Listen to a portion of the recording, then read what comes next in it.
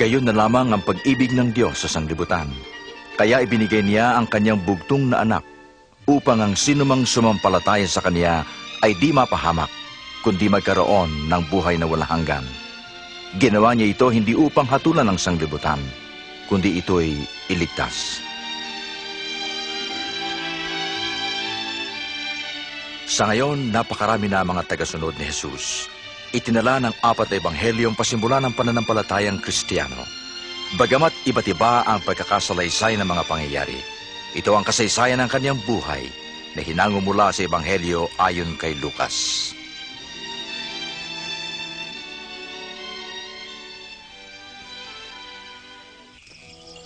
Minabuti kong sumulat sa iyo, mahal na Teofilo, ng isang maayos na kasaysayan na mga naganap sa amin upang lubusan ninyong matiyak ang katotohanan.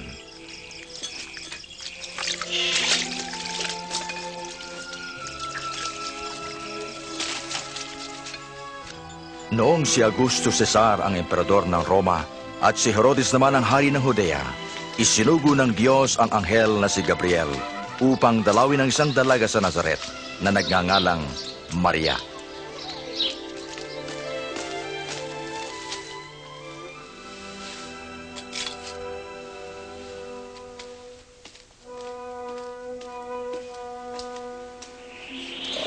Huwag kang matakot, Maria, pagkat kinalulugdang ka ng Diyos. Maglili ka at manganganak ng isang lalaki, at siya'y tatawagin mong Jesus. Paano mangyayari? Dalaga pa ako. Pasa sa iyo ang Espiritu Santo. Dahil dito itatawagin siyang anak ng kataas-taasang Diyos. Ang kanyang paghahari ay walang hanggan. Hindi nagtagal, nagpunta si Maria sa isang bayan sa Judea upang dalawin ang kanyang pinsang si Elizabeth. Elizabeth! Maria! Maria! Pinagpala ka sa mga babae. Pinagpala rin ang sanggol mo. Nang marinig ko ang bati mo, gumalaw sa galak ang sangkol sa aking tiyan. Pinupuri ko ang Panginoon. At nagagalak ako sa Diyos na aking tagapagligtas. Mula ngayon, tatawagin akong mapalad ng lahat ng saling lahi.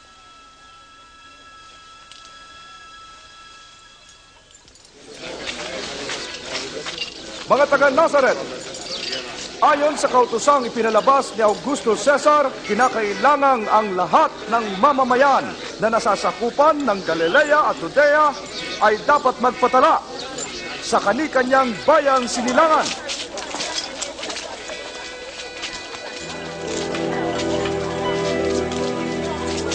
At pumunta sina Jose at Maria sa Bethlehem sa Huda upang magpatala.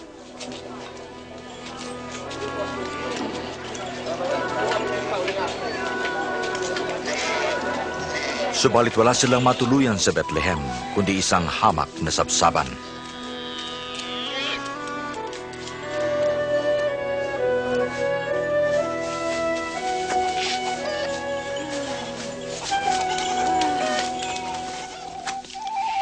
Kinagabihan, may mga pastol na nag-aalaga ng mga tupa sa parang. Biglang nagpakita sa kanila ang isang anghel at ang kaluwalhatian ng Diyos ay nagliwanag sa paligid nila. Sa araw na ito, isinilang ang inyong tagapagligtas, ang Kristong Panginoon.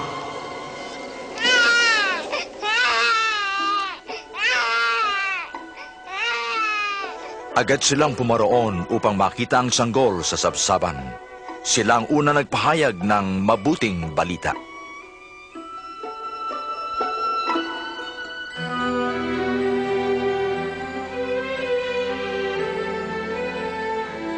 Makalipas ang isang linggo, tinuli ang bata at pinangalan ng Jesus.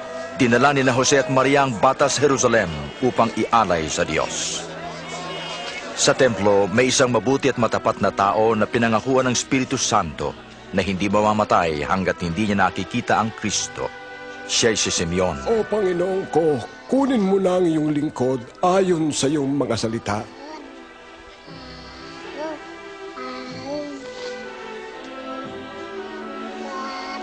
Nakita ko na ang iyong pagliligtas. Ang batang ito ay pinili ng Diyos. pagpalain nawa kayo